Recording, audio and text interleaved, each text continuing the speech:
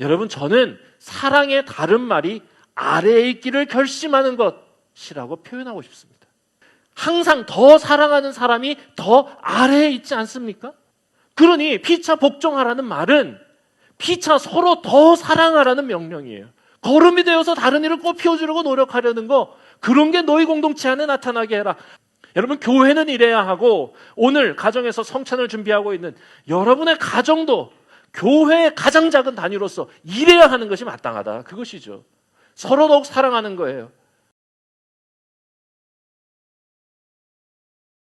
오늘 말씀 제목은 피차 복종하라입니다. 피차 복종하라. 우리는 지금 에베소서를 통해서 어린 교회, 그리스도의 몸, 거룩하고 또 장성한 그리스도의 몸을 세워가는 에베소 교회를 향한 하나님의 말씀을 우리가 계속 지금 묵상하고 있는 중입니다. 자, 그 그리스도의 몸으로 살아가는 성도들의 생활 방식, 저는 오늘 이 말씀의 제목에 있다. 저는 이렇게 오늘 말씀을 전하려고 합니다. 피차 복종하는 것입니다. 피차 복종하는 것.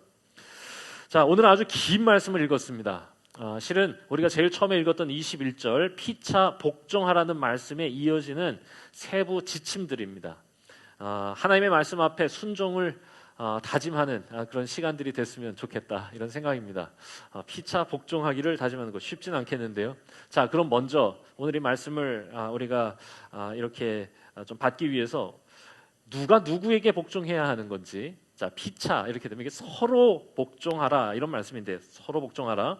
그럼 누가 누구에게 복종해야 하는지 오늘 말씀을 보니까 대상을 특정해서 구체적으로 지침을 명시하고 있습니다.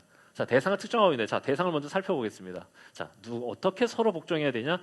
아내는 남편에게, 남편은 아내에게 피차 복종해야 합니다. 자, 이게 고대에는 정말 파격적인 말씀이었을 것 같습니다. 그렇지만 오늘날의 관점에서는 일견 당연해 보이기도 하고, 또 아내들에게 하나님께서 주시는 말씀으로 여겨지기도 죄송합니다. 네. 자, 그렇죠. 아내와 남편, 남편과 아내가 피차 복종해라. 자, 문제는 그 다음입니다. 자녀는 부모에게, 부모는 자녀에게 피차 복종해라. 야, 이게 피차 복종이 가능한 관계인가? 이런 의문이 드는 부분이죠. 이거는 좀 상하관계가 너무 분명한 것 아닌가? 이런 생각이 언뜻 듭니다. 그런데 그 다음은 더 어려워져요. 이제 특정하는 대상이 누구냐? 종과 상전인데, 종이 상전에게 복종하는 거 뭐 이해가 됩니다. 그런데 그 뒤가 문제죠. 상전이 종에게 복종해라라고 이제 성경이 표현하고 있다는 겁니다. 피차 복종인데요, 어딘가 모르게 굉장히 불편합니다. 그런데 여러분, 이 가르침이 얼마나 중요했는지 바울은 이 가르침을 골로새서에서 똑같이 한 번 더 반복해서 사용할 정도였습니다. 그러니까 이게 굉장히 중요한 부분이고, 오늘 우리가 아주 길게 말씀을 읽었던 것처럼 에베소서가 전체 6장으로 되어 있는데 전체의 6분의 1에 해당하는 긴 분량을 이 구체적 지침에 할애하고 있다는 거예요. 굉장히 중요한 지침이라는 거죠. 자, 그런데 이게 내용을 살펴보면 마음이 더 어려워집니다. 자, 아내는 남편에게 복종하기를 주께 하듯 해라. 남편이 아내의 머리가 되는 것인데, 벌써 여기서부터 불편해지시죠? 이건 그리스도께서 교회의 머리 된 것 같습니다. 얼마나 남자들에게 힘이 되는 말씀인지 정말 이 말씀 붙들고 살아가야 한다, 이런 생각 듭니다. 그런데 이게 남자에게 힘이 되는 만큼 아내들에게는 감당 못할 짐이 되는 말씀 아니겠습니까? 야, 이거 교회가 그리스도를 섬기듯 남편을 섬기라니, 아니 새끼밥 차려주는 것도 얼마나 내가 기도하면서 하는 건데 남편을 그리스도를 섬기듯 섬기라니. 그리고 나중에 가서는 남편을 존경하라고까지 하십니다. 여러분, 세상에서 가장 존경하기 힘든 게 남편 아닙니까? 야, 이렇다면 이게 거의 불가능에 도전하라는 말씀이 아닐 수 없습니다. 게다가 남편들에게는 또 뭐라고 얘기하시냐? 아내를 사랑하라고 하세요. 물론 이거는 당연한가? 이렇게 당연한 거 아니야? 이렇게 생각할 수 있는데 문제가 있어요. 그 뒤에 엄청 긴 분량으로 그리스도께서 교회를 사랑하신 것처럼 아내를 사랑해라. 이걸 한마디로 확 축약하면 뭐냐? 그냥 사랑이 아니라 위대한 사랑에 도전하라는 겁니다. 아니, 기본적으로 남자들은 위대하지 않아요. 남자들은 이게 아내분들은 아실 겁니다. 아, 남자는 위대하지 않다. 그런데 위대하지 않은 존재에게 위대한 사랑에 도전하라고 하시다니 이게 걱정이 아닐 수 없다 이것이죠. 자, 그리고 자녀와 부모에게 하시는 이 구체적 지침도 일견 불편한 부분이 있어요. 자녀는 부모들에게 순종해라. 이게 첫 계명이다. 할렐루야입니다. 우리 자녀들이 이 말씀을 굳게 붙들고 살아가기를 바랍니다. 아, 참. 야, 이게 힘이 돼요. 네. 자, 문제는 부모에 대한 지침이죠. 항상. 그 뒤가 문제죠. 항상. 또 아비들아, 너희 자녀를 노엽게 하지 말고 오직 주의 교훈과 훈계로 양육해라. 자, 이게 무슨 말씀이냐? 네 마음대로 가르쳐서 자녀들을 화나게 하지 말고 오직 주의 교훈으로, 주의 훈계로 양육해라. 야, 요거를 정리해봤습니다, 제가. 이건 말이죠. 자녀들이 부모에게 순종한다, 부모의 뜻을 헤아려서, 그건 어린 자녀는 지혜로우라는 말이고, 자, 그리고 부모는 자녀들을 노엽게 하지 말라고 하는 건 겸손하라는 말이에요. 그러니 보세요. 어린 자녀는 지혜롭고 늙은 부모는 겸손해라. 이걸 거꾸로 하면 말이 돼요. 어린 자녀는 겸손하고 늙은 부모는 지혜롭다. 이게 통념 아니겠습니까? 그런데 이걸 뒤에 없는 거죠. 자녀의 지혜, 부모의 겸손. 이건 마치 성경에 뱀처럼 지혜롭고 비둘기처럼 순결하라는 말씀이 있는데, 이거 거꾸로 뱀이 순결하고 비둘기 보고 지혜로우라고 하는 이야기와 똑같다. 그렇지요. 저는 정말로 하나님의 뜻은 거기에 있다고 또 믿는 사람이기도 합니다. 이 일에 도전하라는 거죠. 부모는 자녀의 눈높이에서 말하고 자녀는 부모의 마음 깊이에서 말 좀 해봐라. 이게 피차 복종하시라는 것, 복종하는 것이라는 것. 이게 참 멋진 말이긴 한데 쉽진 않습니다. 자, 마지막으로 종과 상전에게 뭐라고 그러냐? 종은 종답게 성실하고 요령 피우지 말고 기쁜 마음으로 죽게 하듯 상전을 섬겨라. 야, 맞는 말이면서 여러분 동시에 불편한 말입니다. 왜냐하면 우리는 세상에서 누군가의 아랫사람이면서 동시에 누군가의 윗사람 아닙니까? 야, 그런데 이 말씀의 적용 대상이 내가 되는 순간 어떻게든 변명하고 싶은 마음이 생기는 말씀이 아닐 수 없습니다. 죽게 하듯 기쁜 마음으로 섬기고 요령 피우지 말고 성실하게, 사람에게 하듯 하지 말고 죽게 하듯 하고. 그런데 상전에게 요구하는 게 더 놀랍습니다. 말씀 끝에 되어 있는데요. 상전들아, 너희도 그들에게 이와 같이 하라. Same, like them. 이게 무슨 뜻이에요? 성실하게 요령 피우지 말고 기쁜 마음으로 죽게 하듯 종을 섬겨라, 이것이죠. 자, 여러분, 이 지침들 하나하나가 얼마나 귀하고 또 복된 가르침인지 정말 우리가 인정하지 않을 수 없습니다. 어마어마한 또한 도전이 또 아닐 수 없습니다. 우리에게 멋지고 근사한 일이긴 한데 분명 쉽지 않은 것도 사실인 것 같습니다. 순서가 있어요. 아내와 남편, 자녀와 부모, 종과 상전.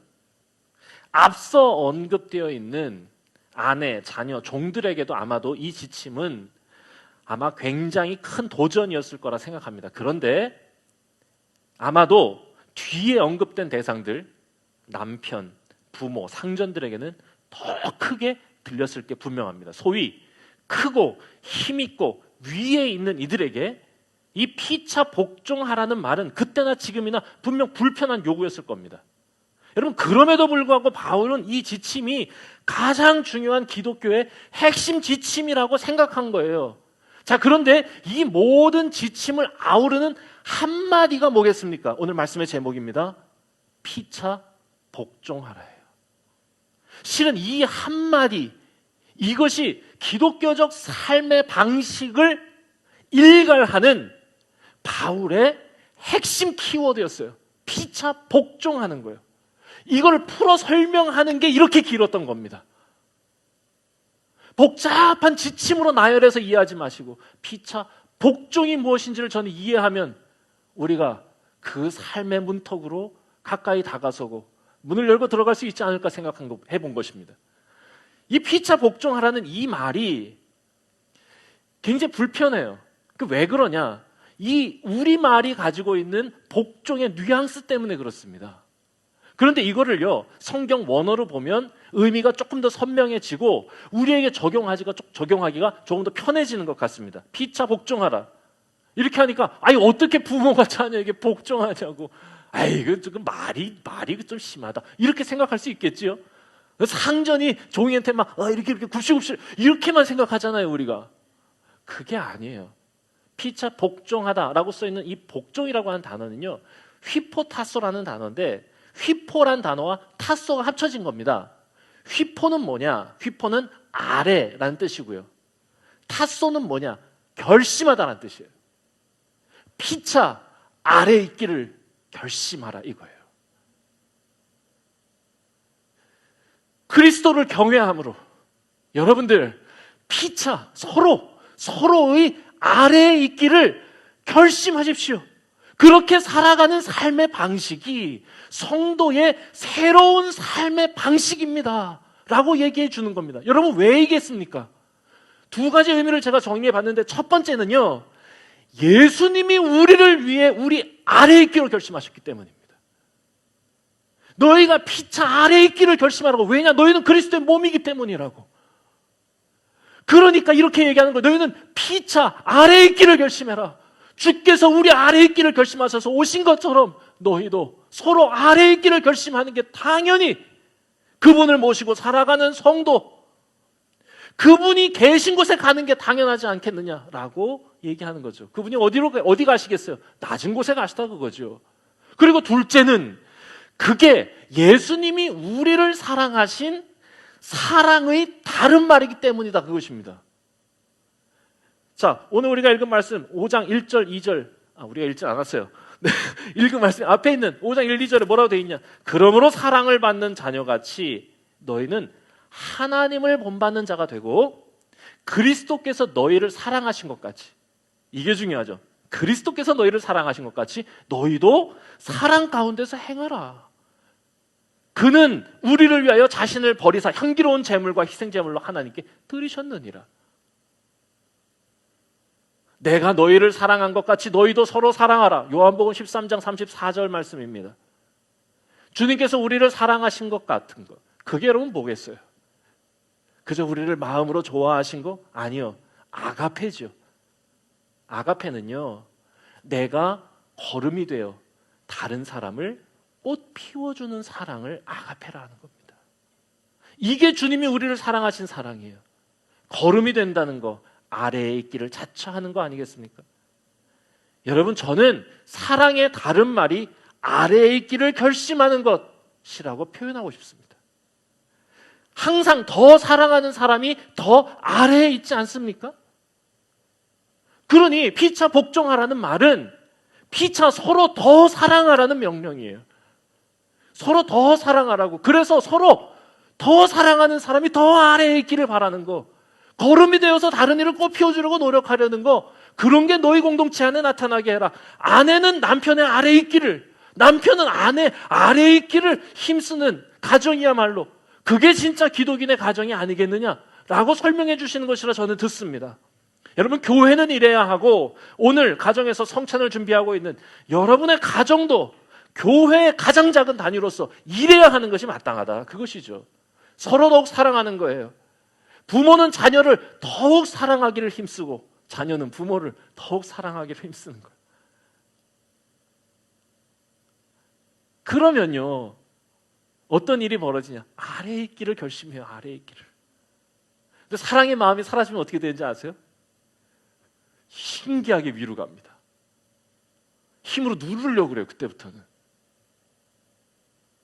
그러니 여러분, 우리는 우리의 마음을 잘 돌아보셔야 돼요.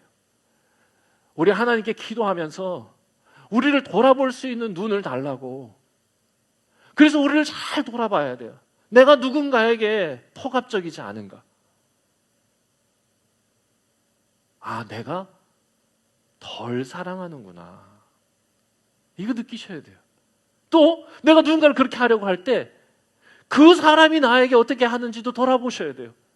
저 사람은 내 밑에 있으려고 애를 쓰는데, 그게 내가 사랑이 사라지면요, 밑에 있으려고 하는 그 모습도 잘 안 보여요.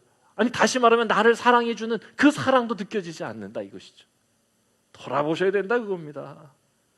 그리스도를 경외함으로. 이 말이 무슨 말이냐? 그리스도께서 우리를 위해 행하신 그 일을 기억함으로, 베푸신 사랑에 감격함으로, 그렇게 아래에 있기를 자처해라. 여러분, 이제야 바울이 왜 이 말씀이 그렇게 중요하다고 우리에게 반복적으로 이야기한 것인지 이해가 됐어요. 그러고 보니 갈라디아서에서 너희가 서로 짐을 지라 하시던 그 말씀도, 또 빌립보서에서 너희가 이 마음을 품어라, 예수 그리스도의 마음이다.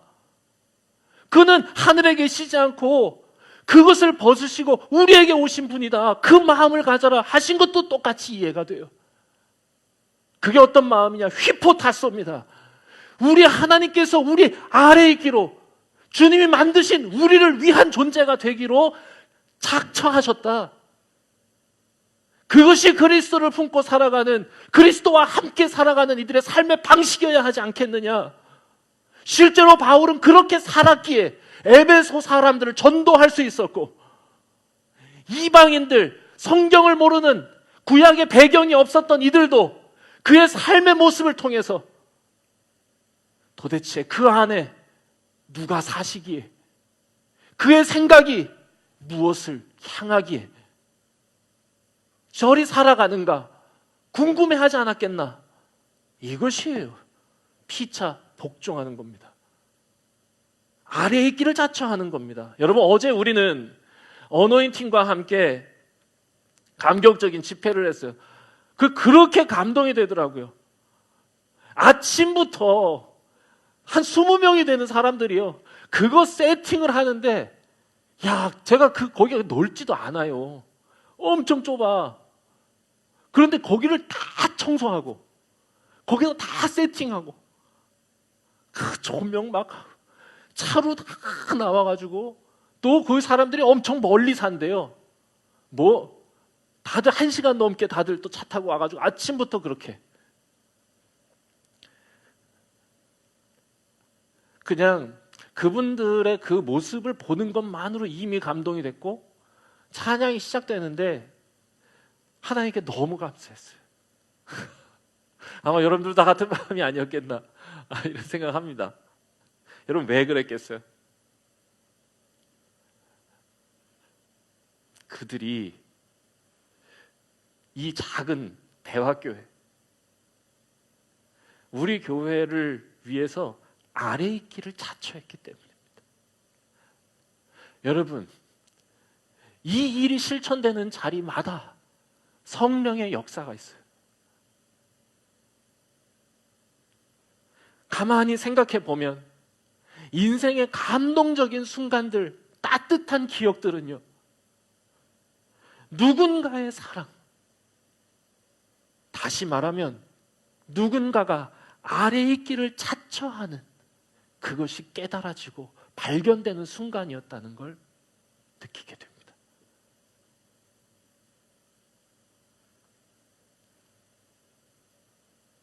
우리에게 예배라고 하는 것의 의미, 다시 한번 되새기게 하는 요즘입니다. 우리가 하나님 앞에서 그를 경외함으로 그분 아래에 있기를 자처하는 시간이 예배의 시간이 아니겠습니까? 자기만 잘났다고, 저만 대단하다고, 내 앞가림하기 바쁘다고, 내 시간 급하다고, 내 감정이 좋지 않다고 생각하며 온통 내가 주인이 되어 살아가던 그런 우리를 너무 잘 아시는 주님, 그분 앞에 그런 우리가 나와서 주님 앞에 아래의 길을 자처하고 주님을 높이려 하는 그 순간, 우리 주님은 또한 얼마나 기뻐하시겠는가. 여러분, 우리의 삶이 그러해야 하지 않겠나. 또한 우리의 삶이 그러한 것이 아닌가, 우리가 다시 한번 되새기고 기억했으면 좋겠습니다. 피차 복종하는 것입니다. 주님께서 우리를 위해 그렇게 하셨기 때문이죠. 오늘은 우리가 이 일을 결심하고 다짐하는 날이었으면 좋겠어요. 그래서 예배 후에 가정끼리 서로 대화해 보시라고, 거기서부터 시작하는 거예요. 거기서 무너지면 다 무너지는 거예요. 지난 주간에 제가 온양 다녀왔는데 솔직히 13분의 그 영상을 만들었잖아요. 우리 박진성 전도사님 정말 너무 감사드립니다. 얘기 들어봤더니 사흘을 밤을 샜다고 그러더라고요. 그럴 만도 한 게 한 2시간 동안 정말 지루한 대화가 오갔거든요. 야, 그런데 그 지루한 대화 속에서 언뜻 정말 샘처럼 솟아났던 그 순간만을 편집하신 거야. 야, 이거 도대체 이게 될까? 이런 생각이었는데 그걸 다 잘랐어요. 그 지루한 대화, 그 왜 그렇게 지루했냐 하면 아마 혹시 보시는 분들은 어떠실지 잘 모르겠는데 대화 내내 제가 이런 느낌이 있었어요. 야, 참 저 사람 내 친구지만 정말 나랑 안 맞아. 너무 착해. 야, 이게 정말 나랑 안 맞아. 이렇게 하고 생각하면서 돌아왔는데, 돌아와서 생각해 보니 정말 나는 멀었다. 이 생각이 들더라고요. 그리고 설교 준비를 하는데 본문이 하필 여기입니다. 자녀를 노엽게 하지 말고. 여러분, 영상 꼭 보시고 자신을 돌아보면서 아래에 있기를 다짐하시는 시간이 되시면 좋겠습니다. 자녀들에게 뿐만 아니라 자녀가 없는 부부들도 마찬가지입니다. 부부들도 서로 아래에 있기를 약속하는 시간을 가지십시오. 그리고 무엇보다 서로가 아래에 있었던 순간들을 기억해 주세요. 그리고 고맙다고 얘기해 주세요. 그 내 아래에 있었던 순간이야. 야, 그렇게 해줘서 고마워. 절대로 위에 있었던 순간을 얘기하면 안 됩니다. 큰일 나는 거예요. 그러면은 아래에 있었던 순간을 기억해 주시고 그것을 인정해 주세요. 그리고 그렇게 얘기해 주면 자신이 위에 있었던 순간을 시인하시고 용서를 구하세요. 그리고 우리 가정에 그리스도가 또 그의 사랑이 풍성하기를 기도해 주세요. 그러면 서로 아래에 있는 정말 그리스도의 몸이 되어 가리라 생각합니다. 싱글들도 예외가 아닙니다. 싱글들, 가족들에게, 친구들에게, 회사에서 자기 스스로 나는 아래에 있기를 자처했는지 자문해 보세요. 그리고 친한 친구에게 혹은 믿음의 친구에게 이야기해 주세요. 그리고 서로 똑같이 얘기해 주세요. 내 아래에 있었던 순간, 아래에 있어준 순간을 고맙다고 얘기해 주세요.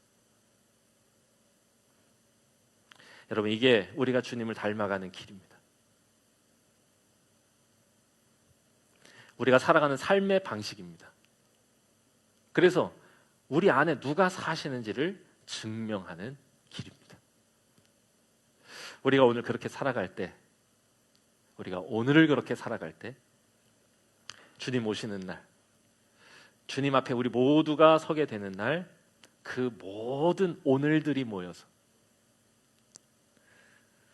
하나님께서 칭찬해 주시고 그 시간을 건져 올려주실 것이라 저는 믿습니다. 그 하루하루의 오늘이 무의미하지 않았다고. 당장 내가 뭐 이렇게 누리는 거 이런 게 없더라도 여러분 우리는 그거를 바라고 하는 게 아니죠.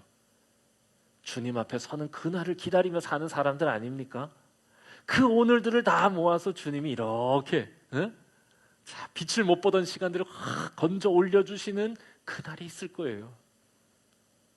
우리는 그날을 바라보며 사는 겁니다. 우리가 선을 행하되 낙심하지 말지니 포기하지 아니하면 때가 이름에 거두리라.